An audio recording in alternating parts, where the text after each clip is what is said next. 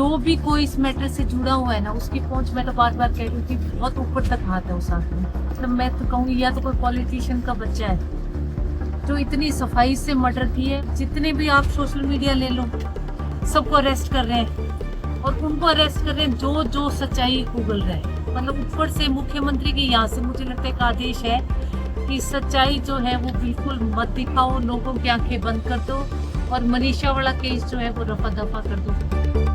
भिवानी में 19 साल की मनीषा की रहस्यमयी मौत का मामला लगातार तूल पकड़ता जा रहा है। परिवार द्वारा पुलिस की आत्महत्या की थ्योरी को खारिज करने के बाद सबकी निगाहें सीबीआई जांच पर टिकी हैं। वहीं विपक्ष लगातार मनीषा की मौत के मामले में प्रदेश सरकार को घेर रहा है। ऐसे में अपने बेबाक बयानों के लिए मशहूर पूर्व जेजेपी विधायक नैना चौटाला का इस मामले से जुड़ा बड़ा बयान सामने आया है, जिसमें उन्होंने अब तक हुई इन्वेस्टिगेशन पर गंभीर सवाल उठाते हुए सरकार पर निशाना साधा। उन्होंने कहा कि मनीषा की रहस्यमयी मौत के पीछे कोई गहरा राज जरूर है, या तो इसमें कोई राजनेता शामिल है या फिर उनके बच्चे। इसलिए इस मामले को जितना हो सके दबाने की कोशिश की जा रही है। उन्होंने कहा कि सरकार ने मेन स्ट्रीम और सोशल मीडिया तक पर बैन लगा दिया है। मतलब साफ है कि जो भी सच दिखाए उसे चुप करा दिया जाए। उन्होंने यहाँ तक कहा कि जो भी दोषी है उसके हाथ हर जगह फैले हुए हैं। साथ ही मनीषा के पिता की बेटी पर राजनीति न करने की भावुक अपील पर उन्होंने कहा कि ये बात तो बिल्कुल गलत है। अगर राजनीतिक लोगों ने ये मुद्दा न उठाया होता तो मनीषा को यहाँ तक न्याय नहीं मिल पाता। देखो, इस मैटर में ज्यादा तो या तो पुलिस बता सकती है या फैमिली मेंबर्स बता सकते हैं, पर जो भी कोई इस मैटर से जुड़ा हुआ है ना, उसकी पहुंच, मैं तो बार बार कह रही हूँ कि बहुत ऊपर तक हाथ है उस आदमी। कोई ना कोई बहुत, मतलब मैं तो कहूँगी या तो कोई पॉलिटिशियन का बच्चा है जो इतनी सफाई से मर्डर किए है और जितने भी आप सोशल मीडिया ले लो, सबको अरेस्ट कर रहे हैं और उनको अरेस्ट कर रहे हैं जो जो सच्चाई उगल रहा है। तो कहीं ना कहीं सरकार जो है वो प्रेशर बना के, फैमिली पे भी प्रेशर है लड़की वालों के, और जितने भी मीडिया के लोग दिखा रहे हैं उन पे भी बहुत प्रेशर है। सब मतलब ऊपर से मुख्यमंत्री के यहाँ से मुझे लगता है एक आदेश है कि सच्चाई जो है वो बिल्कुल मत दिखाओ, लोगों की आंखें बंद कर दो और मनीषा वाला केस जो है वो रफा दफा कर दो। अब 9 दिन इनको खराब करके उसके बाद सीबीआई को दिया तो पहले दिन ही दे देते।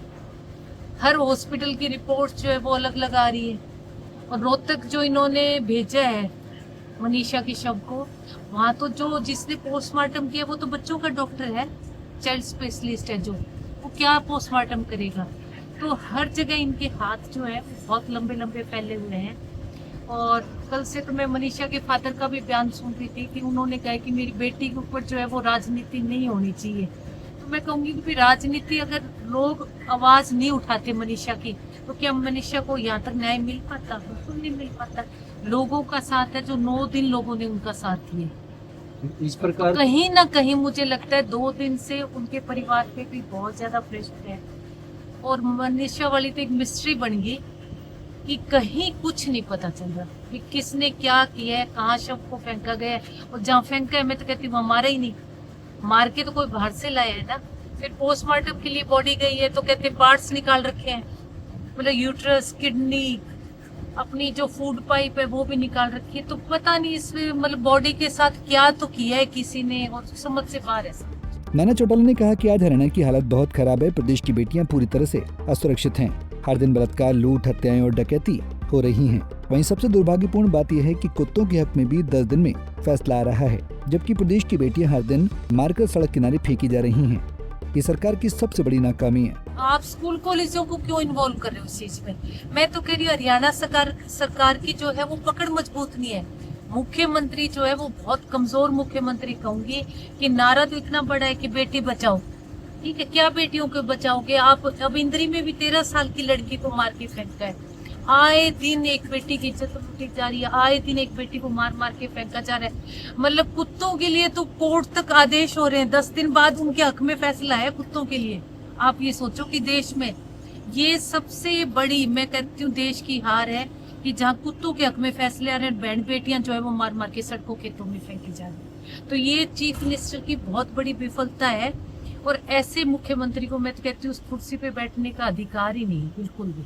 सबसे असुरक्षित प्रदेश जो है वो आज के दिन हरियाणा है। मैं कहती हूँ यूपी, पहले लोग डरते थे यूपी में जाने के लिए, पर आज हरियाणा प्रदेश में बहन बेटियां जो है, अब लड़कियों को घर बिठा सकते हैं क्या?